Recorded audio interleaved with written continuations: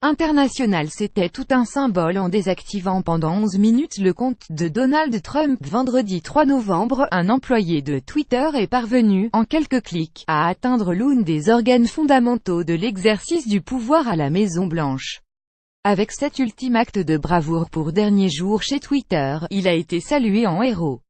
Car si les minutes ont dû paraître bien longues au président américain, elles ont été un court mais salutaire répit pour d'autres. En près de 10 mois à Washington et une année le 8 novembre en tant que président élu, Donald Trump a fait la pluie et le beau temps de la politique nationale et internationale en 140 caractères.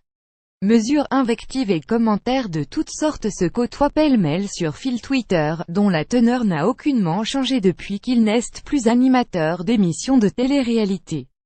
Il a d'ailleurs préféré conserver compte personnel @RealDonaldTrump en accédant à la Maison-Blanche, le compte officiel du @Potoon étant qu'une suite de retweets de propre profil. Le réseau social a pris une telle place dans sa politique que le président américain y a développé des petites manies qui en disent long sur sa vision du pouvoir, et donnent parfois le vertige. 1. La routine des tweets matinaux. Les journalistes couvrant la Maison-Blanche le savent bien, aller sur Twitter est l'un des rituels matinaux du président. Certaines expressions s'est même installées. Donald Trump fait sa tirade matinale sur Twitter, sa tempête, sa colère du matin. En un an, Donald Trump a envoyé 43% de ses tweets entre 2 et 9 heures du matin, retweets compris, comme nous permet de le calculer le site Trump Twitter Archive. En août, le journaliste du New York Times Peter Baker disait ceci de la matinée type de Donald Trump: qu'il soit au travail ou en vacances, il se lève, il allume la télévision, il voit quelque chose qui le rend fou, et il cherche téléphone avec compte Twitter déjà activé dessus pour se défouler. Dès les premiers mois du mandat de Donald Trump, nombre d'observateurs ont en fait remarqué que le président américain réagissait en même temps qu'étaient évoqués les sujets de l'émission matinale Fox and Friends sur Fox News, ce qui explique qu'il puisse parfois commenter des sujets sur lesquels on ne l'attendait pas. Left, Fox Friends, 629 am. Right, Trump, 656, Monsieur. pic.twitter.com et enlevé des QGJ0, Matthew Gertz @Matt Gertz, 18 octobre 2017 à gauche, Fox Friends, 6h29. À droite, 6h56. Donald Trump regarde parfois en différé, ce qui explique le laps de temps entre l'émission et tweet. Plus que tout dans l'Amérique de Trump, ces tweets tendent à donner le ton de la journée, et humeur du jour, interprète deux journalistes de ABC en Australie. En s'imposant dès le saut du lit à ses quelques 42 millions d'abonnés sur Twitter, Donald Trump donne le rythme de l'actualité à ses soutiens comme à ses détracteurs, et dicte les sujets qui feront parler. C'est une alarme de réveil comme il est ni grec en a pas d'autre, dit Santel.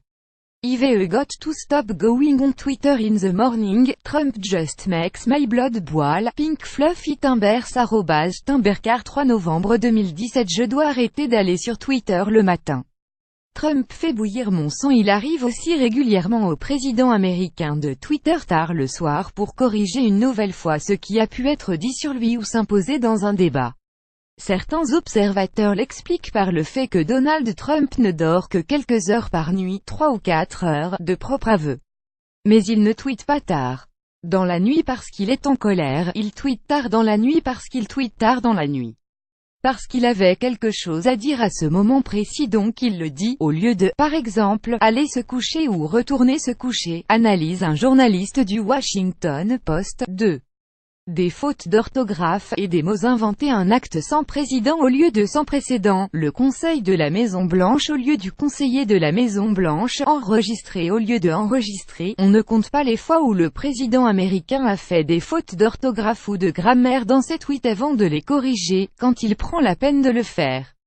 THR coverage about me in the @NightTime and the @Washington Post. Gabin so false and angry that the Times actually apologized to it.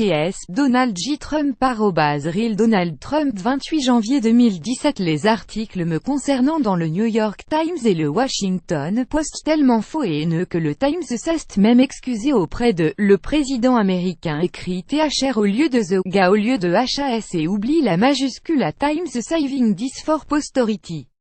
pic.twitter.com wmnonjpwf davidtzkoff @ditskoff 21 janvier 2017. Ici, le président est onéré de servir le grand peuple américain, au lieu d'être honoré, le jour de investiture. Certains de ces tweets suscitent aussi des interrogations pour les détails qui semblent y avoir été volontairement disséminés. Pourquoi rajouter cette lettre isolée à la fin de tweet? Pourquoi utiliser une apostrophe pour qualifier le petit sénateur Bob Corker? Son plus grand fait d'arme linguistique est évidemment l'invention du mot covfefe, dans un tweet incomplet dans lequel il voulait semble-t-il parler de la couverture médiatique press coverage. A-t-il fait une fausse manipulation? S'est-il endormi sur clavier mystère? Mais le message, aimé 123 000 fois et retweeté plus de 100 000 fois, n'a été supprimé que 6 heures après sa publication. Donald Trump Twitter cela bien qu'il n'aime pas être maîtrisé par ses conseillers, analyse Amanda Terkel, chef du bureau du HuffPost américain à Washington, interrogé par le HuffPost. Il utilise Twitter pour les contourner et écrit tout ce qu'il veut. Souvent, ce qu'il écrit n'est pas ce que ses conseillers aimeraient qu'il dise, explique-t-elle. Mais il pense savoir ce que sa base attend de lui, et il le lui donne. Cela vient du fait qu'il n'est pas un homme politique traditionnel et c'est pour cela que tant de gens ont voté pour lui. Malheureusement pour Trump, tous ces tweets supprimés consignés par l'organisme ProPublica, par souci de transparence, mais surtout pour conserver des écrits que la loi considère, au même titre qu'une note de service ou un pamphlet, comme des presidential records faisant partie des registres présidentiels de la Maison-Blanche. 3. Des surnoms entrés dans les habitudes médiatiques. Avoir un surnom dans le vocabulaire du président américain est le meilleur moyen de savoir qu'il vous déteste. Donald Trump ne manque jamais d'affubler ses adversaires politiques de surnoms au mieux dégradants, au pire insultants. Hillary Clinton et Crooked Hillary la crapule, le dirigeant nord-coréen Kim Jong-un et Little Rocketman l'homme fusée, Jeb Bush et Low Energy Jeb à basse tension, la sénatrice démocrate Elizabeth Warren et Pocahontas. Trump l'accuse de mentir sur ses origines amérindiennes. Plus d'une quinzaine de ses opposants ont ainsi droit à leur surnom régulier, sans compter les sobriquets ponctuels, comme lorsqu'il avait attaqué l'actrice Meryl Streep, qu'il juge surcotée. Forcés de relayer la parole présidentielle, les médias ont malgré eux fait entrer ces surnoms dans l'actualité, quitte à appuyer les travers des adversaires visés par Trump. Mais l'utilisation de ces surnoms obéit à une stratégie politique dont Donald Trump a bien saisi l'efficacité. Frapper très fort, rapidement, là où ça fait mal. Les réseaux sociaux et l'accélération de l'information poussent les politiques à rentabiliser leur temps et leur espace de parole, explique ainsi Dietram Scheffel, professeur de communication à l'université du Wisconsin, interrogé par Business Insider. Pour Public, l'utilisation des surnoms a une très grande résonance, estimait-il. Une grande partie de succès est due à sa capacité à faire écho presque intuitivement chez auditoires en seulement quelques mots. En 2 mots, Hillary Clinton est donc ramenée à l'affaire de ses emails. Et le point va donc à Donald Trump. 4. Des retweets qui en disent long sur sa manière de s'informer. S'il est hors de contrôle lorsqu'il tweet, Donald Trump l'est tout autant lorsqu'il partage des contenus sur fil Twitter. En septembre, lors de l'une de ses sessions matinales sur le réseau social, il avait ainsi partagé un gif de l'une de ses sympathisants, le montrant jouant au golf et toucher Hillary Clinton dans le dos, la faisant trébucher. L'auteur de ce gif, @fucktopmain sur Twitter, a été repéré par BuzzFeed, notamment à cause de ses tweets transphobes et antisémites. Donald Trump's Amazing Golf Swing Crooked Hillary pic.twitter.converxfcbv1, Mike @fucktopmain 14 septembre 2017. Le swing incroyable de Donald Trump. Crooked Hillary l'an dernier, alors qu'il était toujours en campagne, il avait supprimé tweet reprenant un montage photo d'Hillary Clinton qualifiée de candidate la plus corrompue de l'histoire, cette expression ayant été inscrite dans une étoile de David. Le montage avait été réalisé par des suprémacistes blancs et néo-nazis. Cette porosité entre des comptes véhiculant des idéologies douteuses et celui du président des États-Unis en dit long sur sa manière de s'informer et les idées dont il s'inspire tous les jours. Ce qu'il voit à travers portail aux 140 caractères est un monde rempli de soutien à Trump, résume le Washington Post.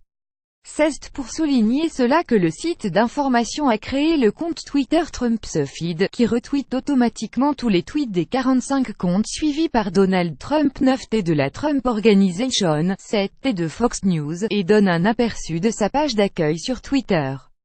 Tweet by Trump's-Feed en tweetant et retweetant des informations émanant de The Hill, un site d'information qui lui est favorable, et dont il connaît le propriétaire, de Breitbart News, plateforme de l'extrême droite américaine ou de ses soutiens anonymes. Donald Trump prend le risque de partager des informations incorrectes, les fameuses fake news, expression qui qualifiait au départ ses déclarations infondées et dont il a retourné le sens pour en faire l'apanage des médias.